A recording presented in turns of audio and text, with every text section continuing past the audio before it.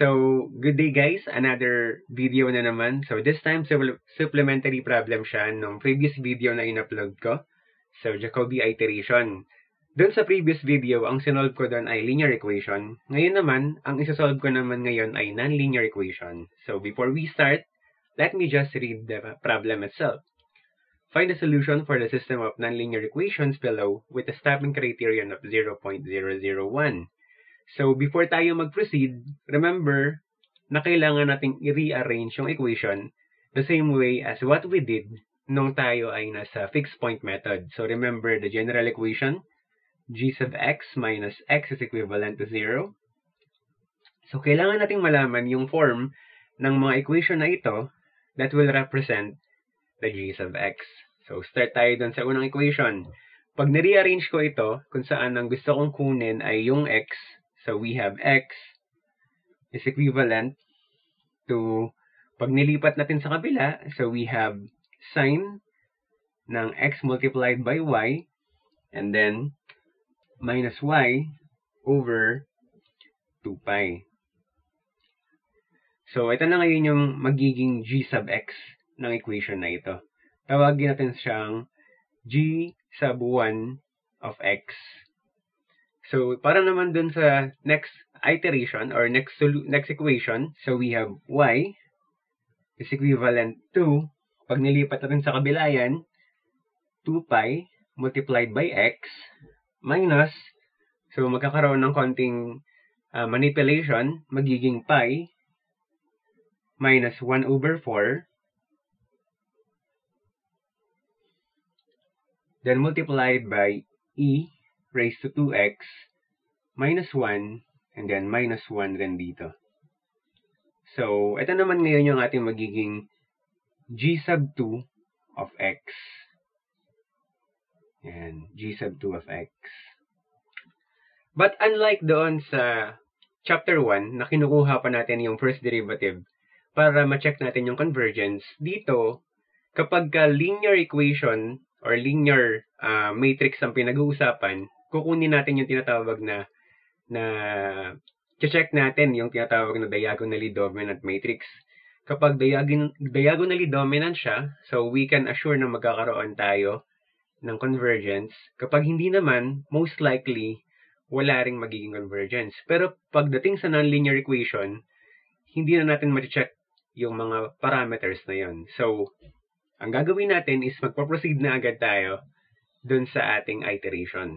So, gamit, of course, yung mga equations na ni-rearrange natin. So, ito, tsaka ito. So, set natin tong area na to as the number of iteration.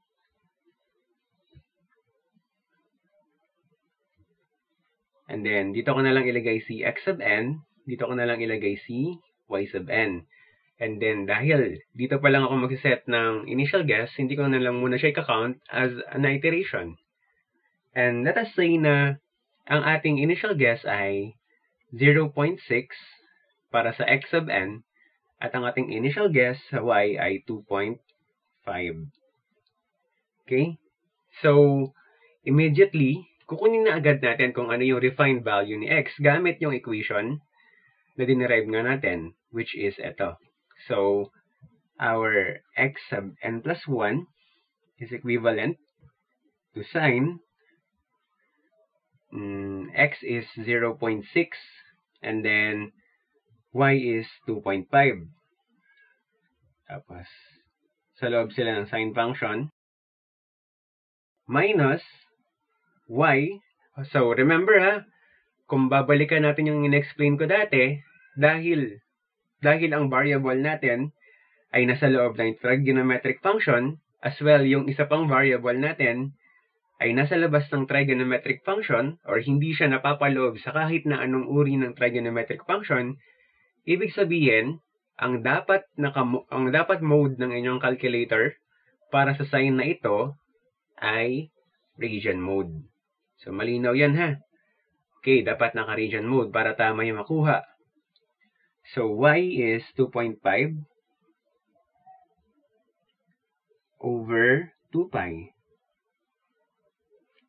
So, once na i-punch mo yan sa calculator, lalabas na ang sagot ay 0.59961. So, ngayon, we will immediately proceed sa pagkuha ng refined value ng y. So, gamit naman yung equation na ito. So, our y sub n plus 1 is equivalent to 2 pi. But this time, huwag kayong malilito ha. Hindi muna natin gagamitin yung refined value na ito. Kung hindi, ang gagamitin natin ay yung original value. Ito pa rin. So, instead na 0.59961, 0.6 pa rin ang gagamitin natin. So, sa next video kasi, dun sa next method na ituturo sa inyo, magkakaroon ng konting changes. Same approach, pero konting changes lang. So, yun yung baka kalituhan. So, remember, kapag Jacobi iteration ang pinag-uusapan, hindi mo agad gagamitin yung refined value. Gagamitin mo yung original input mo within that iteration. Saka mo lang gagamitin itong improved value kapag nasa next iteration ka na. So, kailangan mo munang tapusin yung iteration na ito. So, we have 2 pi times 0.6 minus pi 1 over 4,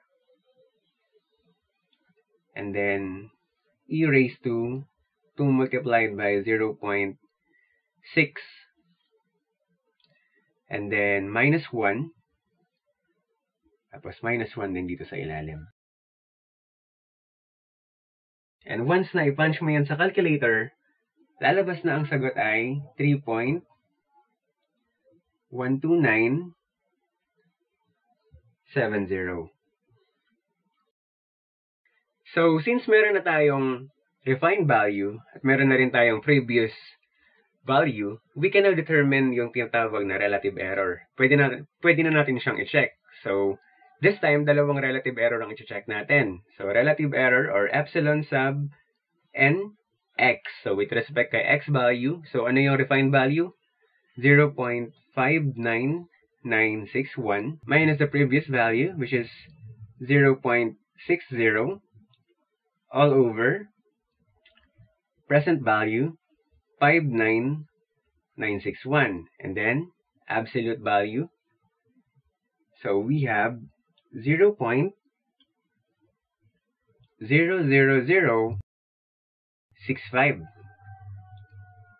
So less than ng 0.001. Okay? So it does mean ba na lalabas na tayo? Is it mean ba na ihinto na natin yung equation or yung pag-solve ng problem na ito? So, hindi muna.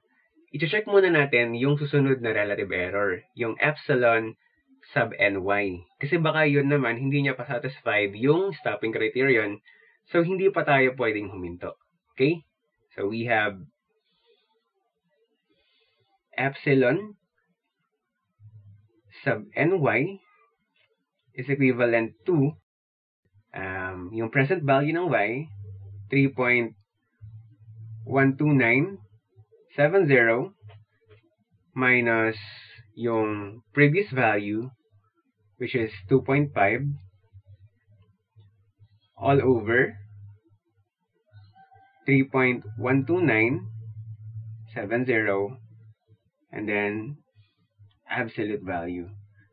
So equals to 0.20120.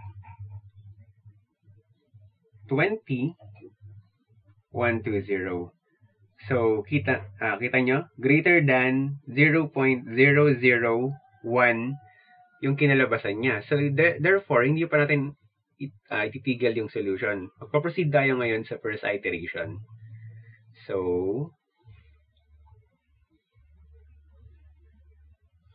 yan.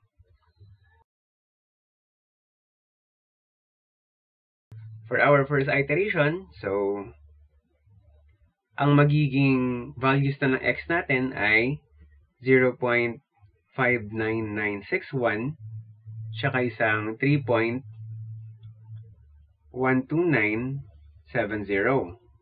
So immediately, kunin na agad natin yung refined value ni x. So, x sub n plus 1 is equivalent to sine. Again, dapat naka-radian mode. So, we have 0.59961 multiplied by 3.12970 minus ng y, which is 3.12970 divided by 2 pi. So once na i-punch mo yan sa calculator, we have 0.4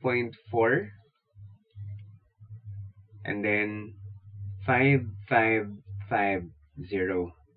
So immediately, kunin na rin natin yung refined value ng y. So we have y sub n plus 1 is equivalent to 2 pi multiplied by 0.59961 minus pi minus 1 over 4 quantity e raised to 2 multiplied by 0.59961 and then minus 1 tapos dito minus 1 din. And once you type that in a calculator, so ang lalabas na value, again considering the 5 decimal place lang, we have 3.13001. So same nung ginawa natin before, kunin na agad natin yung relative error. So we have epsilon sub nx is equivalent dun sa defined value niya, 0.45550 minus our previous 0.59961 all over 0.45550, then absolute value. So kapag pinansyan sa calculator, lalabas na 0.31638. So, greater than 0.001. So, kunin na rin natin yung refined value or yung relative error ng y values. So, relative error or epsilon sub ny is equivalent to 3.13001 minus 3.12970 all over 3.13001. So absolute value, and that is equals to 0.00010, less than ng 0.001. But still, dahil greater than yung ating epsilon sub nx, hindi tayo ngayon titigil sa solution. We will proceed to the next iteration. Remember, dapat both of them satisfy yung stopping criterion. Okay? So for our second iteration,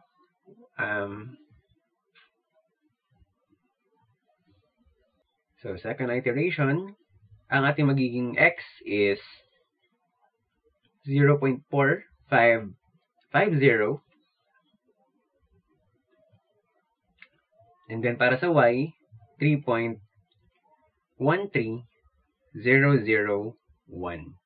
So kung ano yung ginawa natin sa part na ito, so ganun na ganun din yung gagawin natin sa mga susunod pa na iteration. So magiging paulit-ulit na lang yon.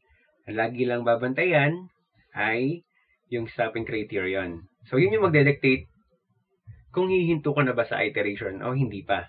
Okay? And also remember na hindi mo agad gagamitin yung refined value para sa susunod na equation. Remember, ang gagamitin mo lagi ay yung value na ginagamit nyo or yung initial value doon sa iteration na yon. So yung other methods kasi very, very small lang talaga yung changes. Kumbaga yung ating Jacobi Iteration, which is itong method na ito, napakaliit lang ng difference niya sa Gauss-Seidel iteration, which is yung susunod nga na video dito. So, I want to highlight na kapag Jacobi ang pinag-uusapan, kung ano yung initial value ng x doon sa iteration na yon, siya ang lagi mong gagamitin all throughout until matapos yung iteration. So, hopefully, na-clarify ko na lahat ng tanong sa pag-iisip ninyo. So, kapag tinuloy-tuloy natin yung equation using the MS Excel, ayan, ito yung magiging solution natin. Ayan. So, it will take 7 iteration. And it will take 7 iteration with a, kumbaga, stopping criterion or with a relative error of 0.0056 and 0.000 or 0.000161 with a root value of 0.4995 and 3.14143. Okay? Ibig sabihin ng dalawang point na yon, ibig sabihin ng dalawang point na ito, simultaneous nilang masasatisfy yung equation natin sa taas, which is ito. Itong equation na ito. So, both of them will simultaneously satisfy. Sa madaling salita, yung point na yon is the point of intersection ng dalawang non-linear equation. So, ito nga yung dalawang non-linear equation na yon. So, dun sa point na yon, nag-intersect yung dalawang graph na yan or yung dalawang curve na yan. So, hopefully, mas nalinawan kayo nung in-upload ko ito kung meron man mga tanong dun sa previous video. So, kung meron pang tanong, kindly comment na lang sa MS Team para masagot ko naman kahit papaano. So, that's it for this video. Thank you for watching and always keep safe. So, thank you.